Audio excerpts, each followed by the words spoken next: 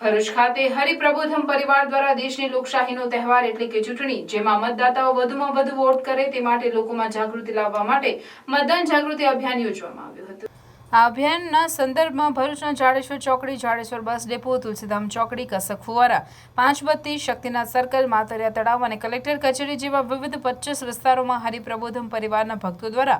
બેનરો, ઝંડા સાથે vote for nation, vote આપનો અધિકાર છે, સહી ચુનાવ દેશ કા વિકાસ, vote for Bharat, vote for peace, આપણો વોટ આપણું ભવિષ્ય જેવા સૂત્રોચ્ચાર કરી મતદારોને જાગૃત કરવામાં આવ્યા હતા. અભિયાનનો મુખ્ય હેતુ લોકો મત આપવા માટે જાગૃત થાય, લોકો મતદાનના દિવસે વહેલા ઉઠી વધુમાં વધુ મતદાન કરીને બીજાને પણ કરાવે તે હોવાનું જણાવ્યું હતું. આ અભિયાનના અંતમાં પ્રાદેશિક સંત વર્ય પૂજ્ય હરિશરણ સ્વામીજી, હરિતનય સ્વામીજી, હરિપ્રબોધમ પરિવારના પ્રમુખ મિલિંદભાઈ પટેલની હાજરીમાં ભરૂચ શહેરના વિવિધ વિસ્તારોમાં રહેતા 1000 જેટલા હરિભક્તોએ પોતે બીજા 5 લોકોને વોટ આપવા પ્રેરિત કરશે એવો સંકલ્પ કર્યો હતો.